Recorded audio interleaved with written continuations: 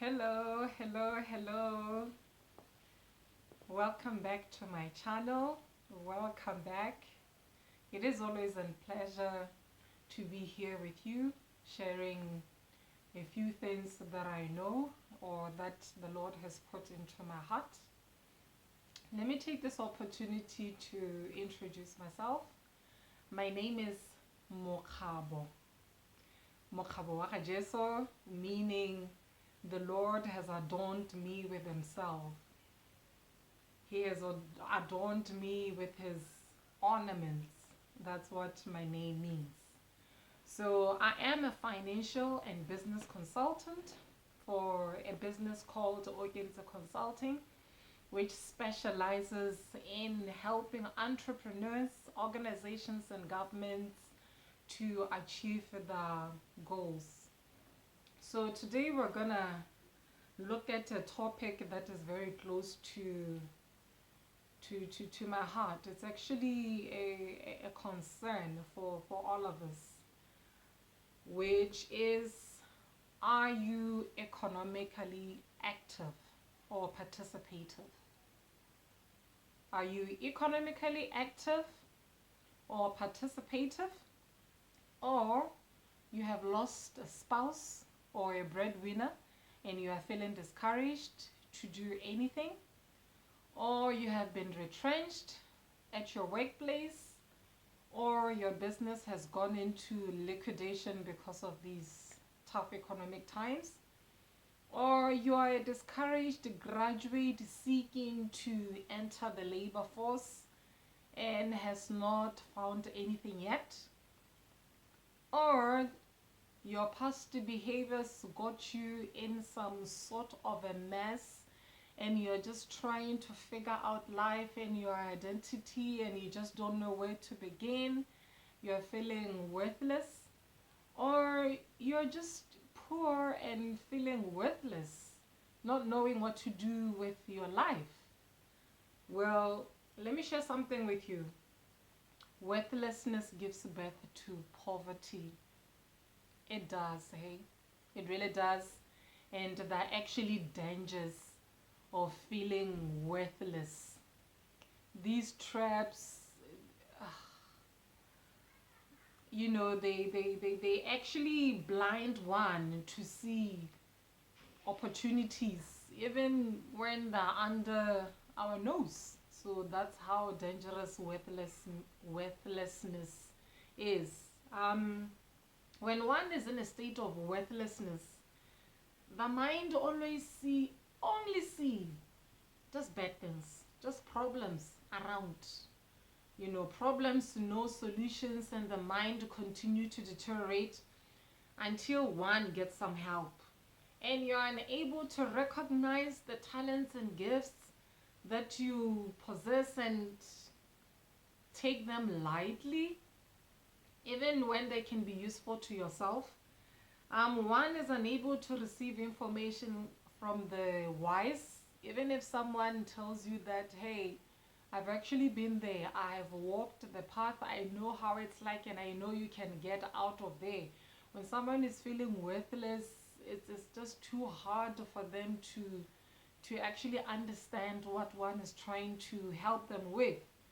So I'm here to encourage you, good people, that one thing you should know is that nothing ever happens by accident. Nothing. It is the Lord who raises us up, and it's him who humbles us. So please do take courage, because sometimes God gives us an opportune time to recognize who we are in him and what we actually possess. And sometimes he gives us an opportune time to correct our weaknesses or our behavior, so that he can equip us with virtues that we need to carry out the mandate that he's given us. So please do take courage and do allow your good works to feed you. I want to share with you the ways that one can be economically active.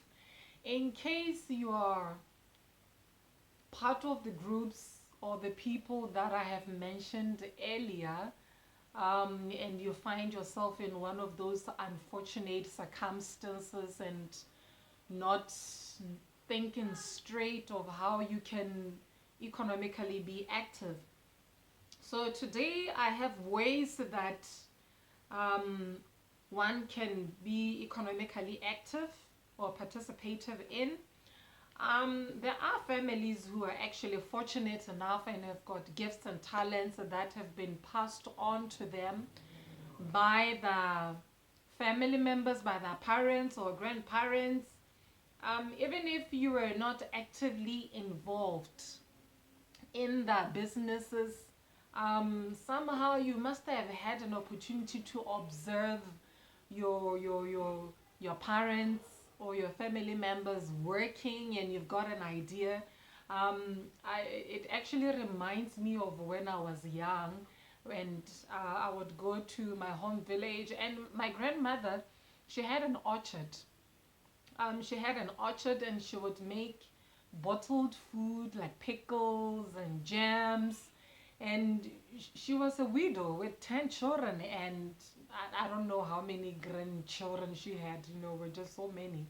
You can just imagine when someone has got 10 children, how many grandchildren she could have. So whenever she would make this bottled food, she would call us and show us how she prepares them, and she would emphasize on the importance of thoroughly sterilizing the bottles in boiling water and to thoroughly wash the fruits, cook them at what temperature. She used to show us the techniques. Some of you, I'm sure they do had some sort of or similar experience that I had, which one can make use of it, because it is actually transference of wealth in the form of gifts and talents. So I encourage you to use those gifts and talents and be economically participative with them, because who knows, someone out there may be in need of that unique jam, that unique bottled food. You never know. Look around, ask around. Secondly, I am aware that there are people who may have the land and buildings and equipment that are not in use currently, for whatever reasons. And I've also noticed many buildings and lands that are just vacant, probably because the businesses could not continue to operate. They couldn't afford the commercial leases, probably. I don't know, but I have noticed that there are vacant buildings. And I know that there are also people who are looking for facilities to operate in. So if you happen to have a vacant building and land, why not get connected?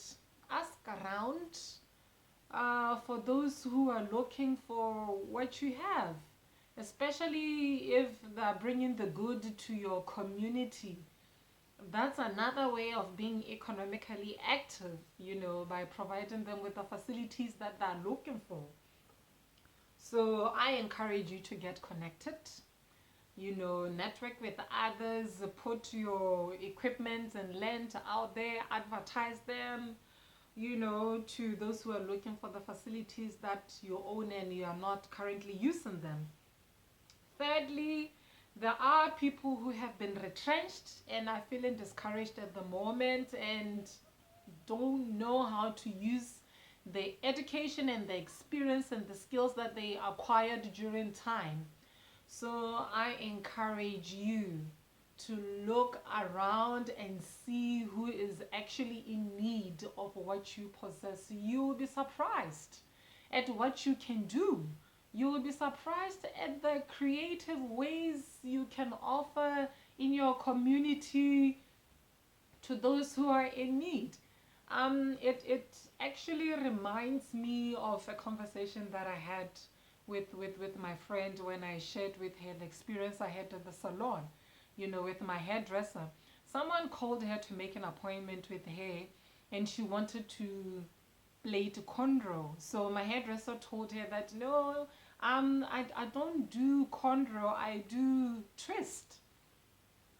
And then I was like, okay, why twist in particular? But then quickly I thought that, I also prefer twist because it's very quick to do. It's just a 1 hour hairstyle to do, and to undo the hairstyle it takes me like 10 minutes, and I'm done, and I don't have to face the hassle of entangled hair because of residues from the hair food that I use. So it's actually a convenient hairstyle for me.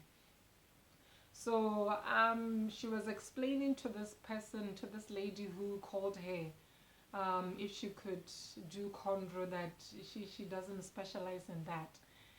And I asked her, so what does your salon specialize on? She said, oh, we specialize on twist, but we do offer other services. And then it was so easy for me to figure out that, oh, it's like twist is actually their top selling service. Yes, they do have other services. So I shared with my friend my experience at the salon, that, you know what, I just like getting in and out of the salon. I don't like spending a lot of time at the salon. So my friend was telling me that, hey, my friend, I'm a mother of 3 boys, young boys. So when I go to the salon, it's a pampering time. I don't even mind spending 4 hours getting my nails done, my hair done, feeling like the queen.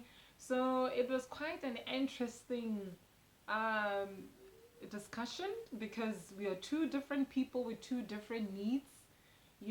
The salon that she goes to offers what she likes, and the salon that I go to specializes in what I like. So you can see how these 2 different salons cater to our different needs. So I don't know what skills you possess or what experience you have, but I'm sure if you can look around, you can find something, a difference that you can make in your community. Maybe there's no salon in your neighborhood, or there's some need. It's not just the salon services that are needed in your neighborhood. I'm sure there's a lot more that needs to be offered in order to improve the lifestyles of people and actually offer convenience in their lives. It's just an example that I just wanted to give, because it was at the tip of my fingertips.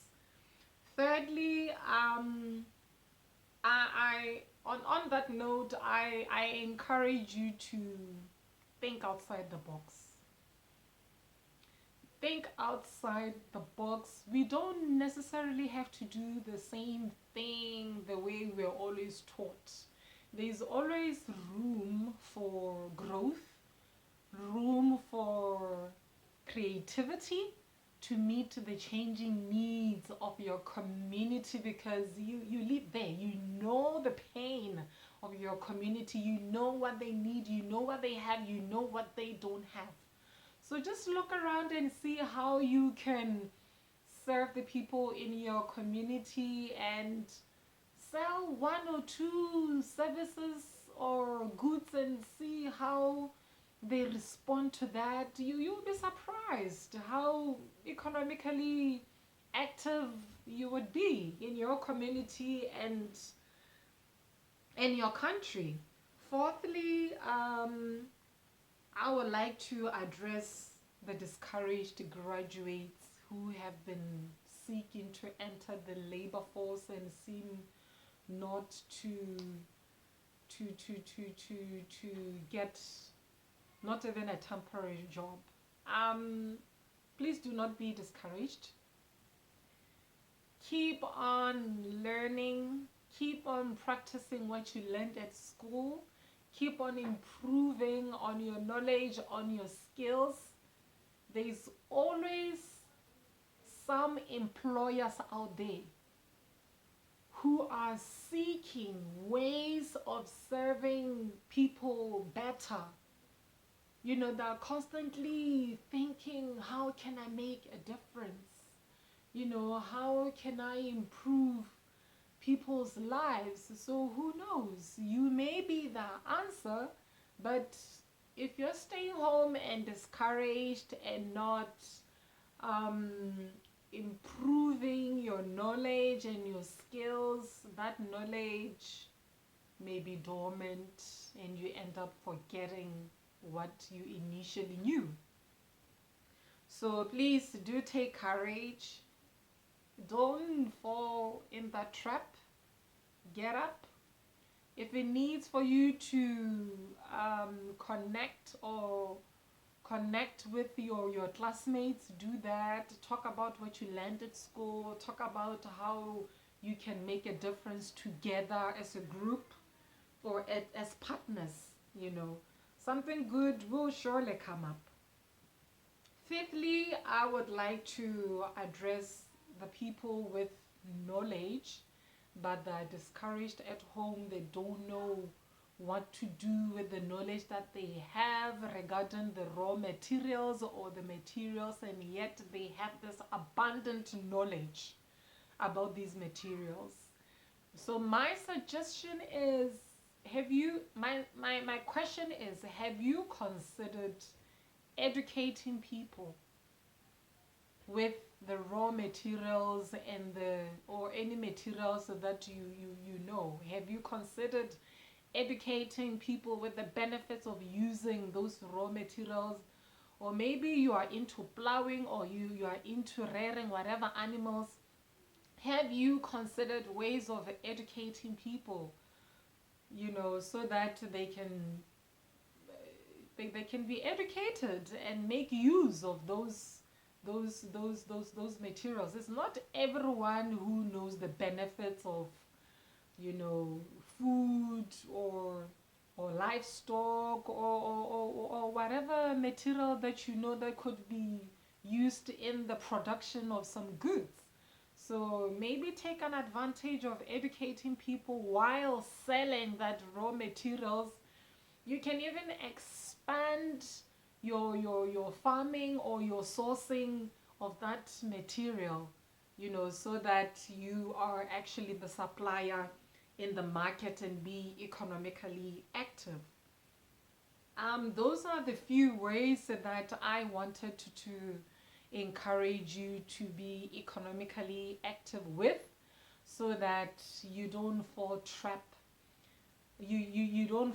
into the trap of being discouraged and feeling worthless. I will stop here for now. If the information that I have shared with you was so beneficial to you, please do like it and do share with others out there. That people who are just sitting at home and not knowing what to do, not knowing how they can participate economically because they've just given up in life. Please do forward this video to them, and do subscribe to my channel so that you do not miss any of my episodes. And thank you very much for your attention. I do highly appreciate it. And I'll see you in my next video. Bye for now.